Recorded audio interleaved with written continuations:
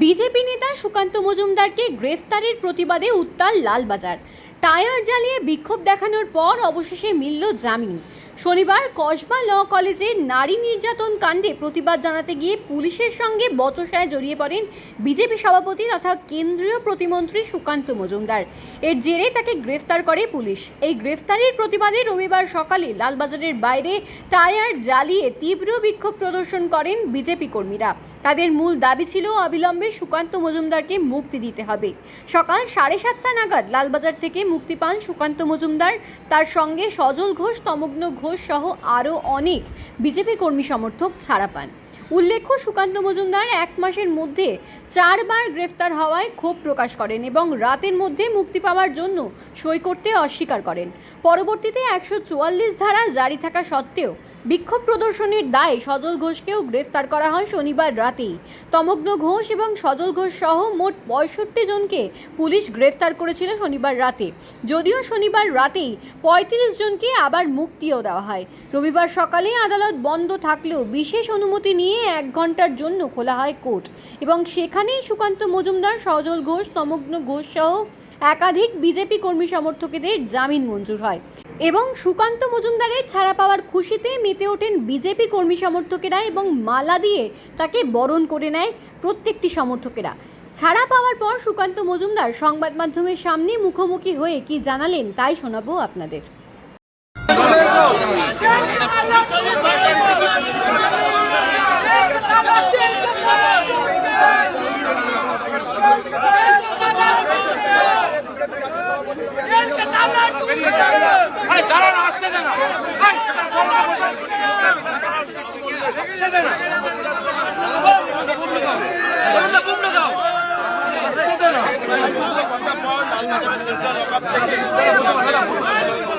যখনই কর্মসূচি করছেন তখনই গ্রেফতার করা হচ্ছে, কি বলবেন?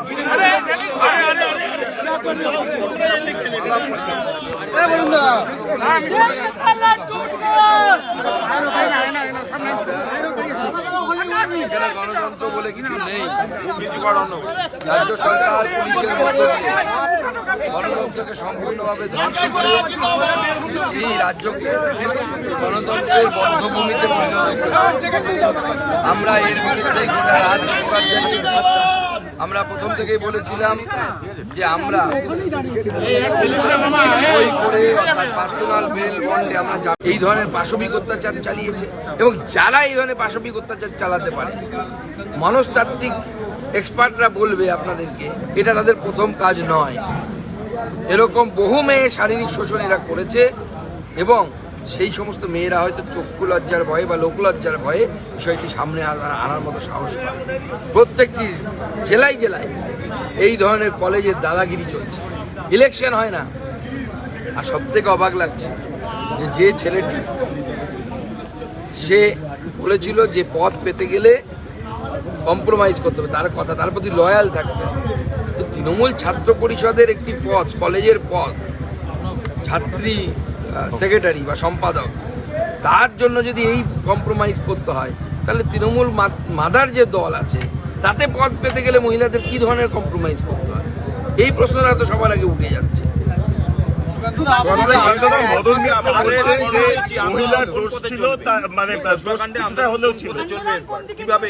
ভারতীয় জনতা পার্টি আজকেও আন্দোলন করবে। আজকে আমাদের মহিলারা জেলায় জেলায় মশাল মিছিল করবে, থানা ঘেরাও হবে।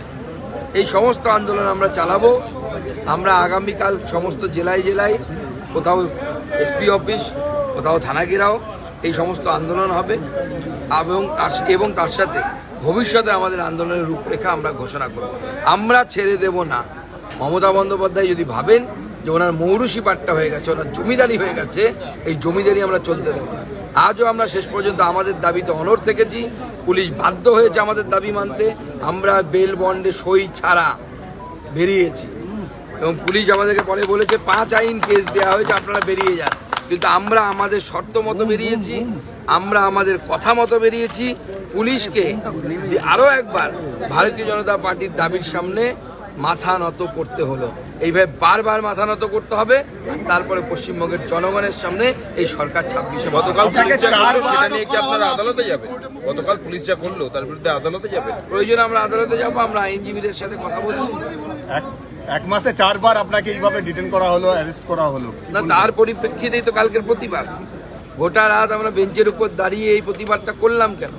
শুধু গ্রেপ্তার নয়, তার সাথে আমাদের মা বোনেদের উপর এই যে একের পর এক ঘটনা ঘটছে, যখন সরকার ঘুমিয়ে থাকে, যখন মুখ্যমন্ত্রী ঘুমিয়ে থাকে, যখন পুলিশ ঘুমিয়ে থাকে, তখন কাউকে না কাউকে জাগে।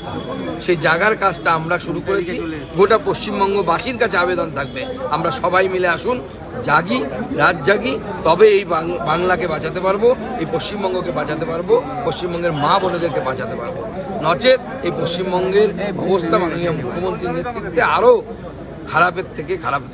রাজ্যের বিধায়ক বলছেন যে ওই মহিলা তখন কেন গেছিল এই সময়, তাই অভিযুক্তরা নিয়ে গেলে এই ঘটনা ঘটতো না, তাই অভিযুক্তরা সুযোগ নিয়েছে। দেখুন, মদন মিত্র থেকে শুরু করে যে সমস্ত তৃণমূলের সাংসদ বিধায়করা এই ধরনের মন্তব্য করছে, তাদেরকে বলুন জনপ্রতিনিধির কাজ বাদ দিয়ে সাদা, গেরুয়া, সবুজ যে বসন ঘটা দিচ্ছে, বসন করে বাবা সেজে প্রবচন দিতে বলুন, ভালো লাগবে।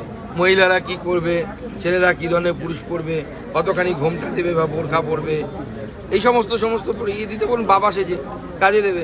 জনপ্রতিনিধিদের এটা কাজ না তো, তার কাজ হচ্ছে আইন শৃঙ্খলা ঠিক আছে কিনা সেইটার ব্যাপারে প্রচেষ্টা করা। মেয়েটি বান্ধবী নিয়ে কলেজে যাবে না যাবে, তাই হয় নাকি? মদন মিত্রের বাড়ির মহিলারা সবসময় কি বান্ধবী নিয়ে ঘুরে বেড়ান নাকি? হয়, যেরকম করেন।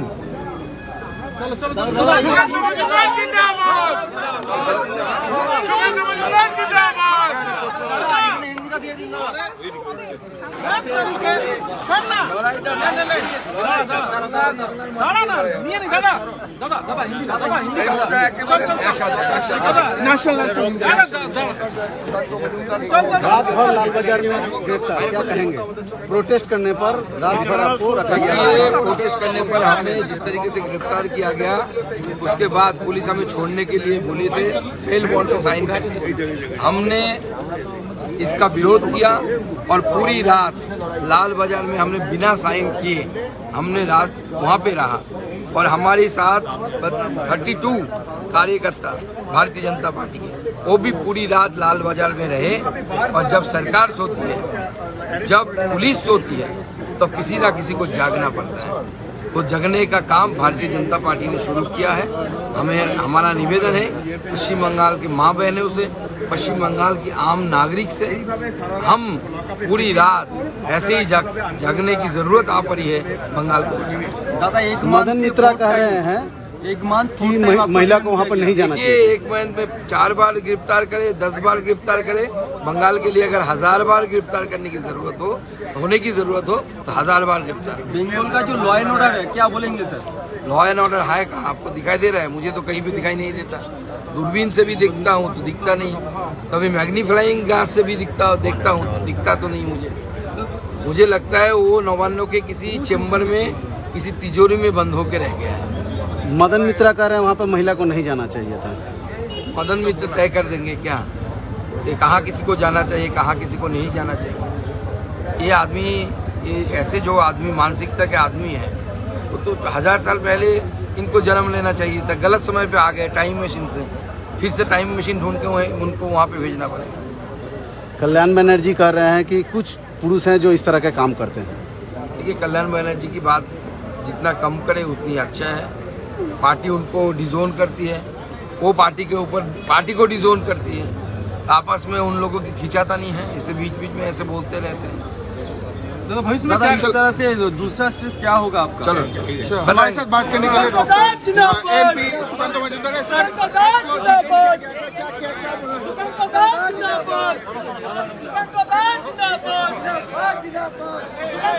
चलो चलो झाड़ो झाड़ो दादा के झाड़ो, दादा के झाड़ो एक बार।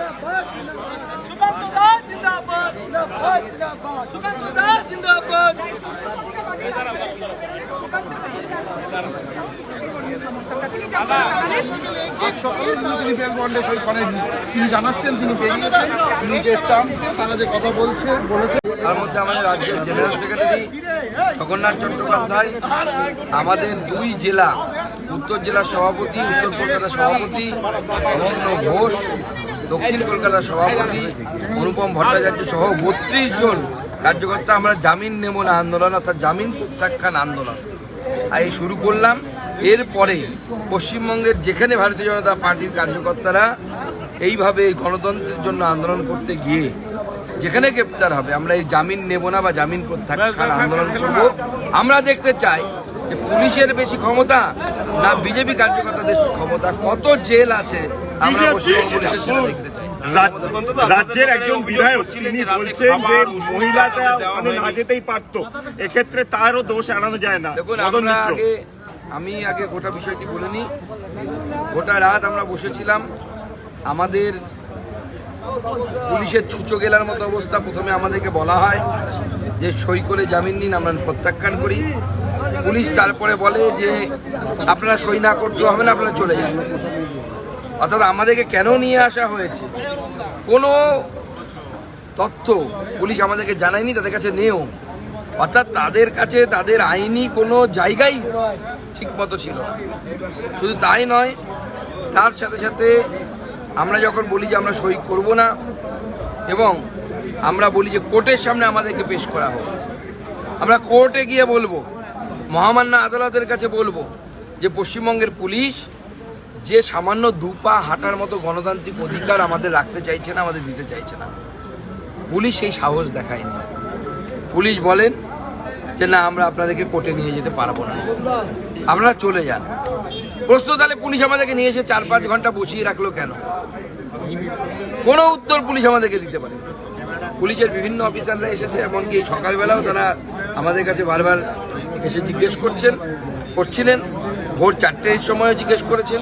গোটা রাত আমরা বসে কাটিয়েছি বেঞ্চের উপরে, আপনারা নিশ্চয়ই ছবি পেয়েছেন। আমাদের বাইরে থেকে খাবার ঢোকানোর কথা ছিল, খাবার আমরা নিয়ে এসেছিলাম, সেই খাবার ঢুকতে দেওয়া হয়নি। জলের পর্যাপ্ত ব্যবস্থা ছিল না। ওষুধের জন্য আমাদেরকে আমাকে হয়তো করতে হয়নি, কিন্তু আমার কর্মীদেরকে ওষুধের জন্য কারো হাতে লেগেছে, তাকেও ওষুধের জন্য অনেকক্ষণ তাদেরকে লড়াই করতে হচ্ছে, তারপরে ওষুধ পেয়েছে। তাও খাওয়ার ওষুধ পায়নি তারা, খাওয়ার ওষুধ তাদেরকে ভেতর থেকে নিতে হয়েছে। এই রকম পরিস্থিতি, এখানে একটি অগণতান্ত্রিক পরিবেশ এখানে অবস্থান করছে। কিন্তু মা বোনেদের উপর যে ধরনের অত্যাচার হচ্ছে, কসবার ঘটনা শুধু বিচ্ছিন্ন তো ঘটনা নয়, একের পর এক মহিলাদের উপর অত্যাচার সন্দেশখালী থেকে শুরু করে সব জায়গায় হচ্ছে।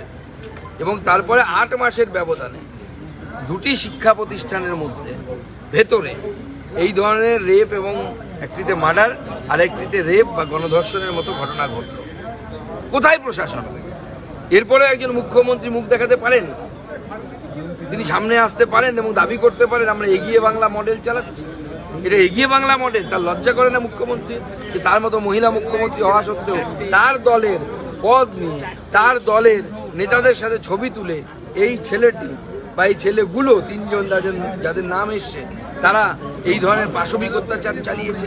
এবং যারা এই ধরনের পাশবিক অত্যাচার চালাতে পারে, মনস্তাত্ত্বিক এক্সপার্টরা বলবে আপনাদেরকে এটা তাদের প্রথম কাজ নয়। এরকম বহু মেয়ে শারীরিক শোষণ এরা করেছে, এবং সেই সমস্ত মেয়েরা হয়তো চক্ষু লজ্জার ভয়ে বা লোকলজ্জার ভয়ে বিষয়টি সামনে আনার মতো সাহস পায়। প্রত্যেকটি জেলায় জেলায় এই ধরনের কলেজের দাদাগিরি চলছে, ইলেকশন হয় না। আর সব থেকে অবাক লাগছে যে ছেলেটি সে বলেছিল যে পদ পেতে গেলে কম্প্রোমাইজ করতে হবে, তার কথা, তার প্রতি লয়াল থাকতে হবে। তো তৃণমূল ছাত্র পরিষদের একটি পদ, কলেজের পদ, ছাত্রী সেক্রেটারি বা সম্পাদক, তার জন্য যদি এই কম্প্রোমাইজ করতে হয়, তাহলে তৃণমূল মাদার যে দল আছে তাতে পদ পেতে গেলে মহিলাদের কি ধরনের কম্প্রোমাইজ করতে হয়? এই প্রশ্নটা তো সবার আগে উঠে যাচ্ছে। মদন মিত্র বলছেন যে মহিলার দোষ ছিল, মানে কিছুটা হলেও ছিল।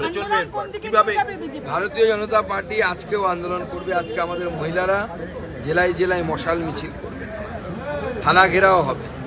এই সমস্ত আন্দোলন আমরা চালাবো। আমরা আগামীকাল সমস্ত জেলায় জেলায় কোথাও এসপি অফিস, কোথাও থানা ঘেরাও, এই সমস্ত আন্দোলন হবে। এবং তার সাথে ভবিষ্যতে আমাদের আন্দোলনের রূপরেখা আমরা ঘোষণা করব। আমরা ছেড়ে দেব না। মমতা বন্দ্যোপাধ্যায় যদি ভাবেন যে ওনার মৌরুষি পাট্টা হয়ে গেছে, ওনার জমিদারি হয়ে গেছে, এই জমিদারি আমরা চলতে দেবো না।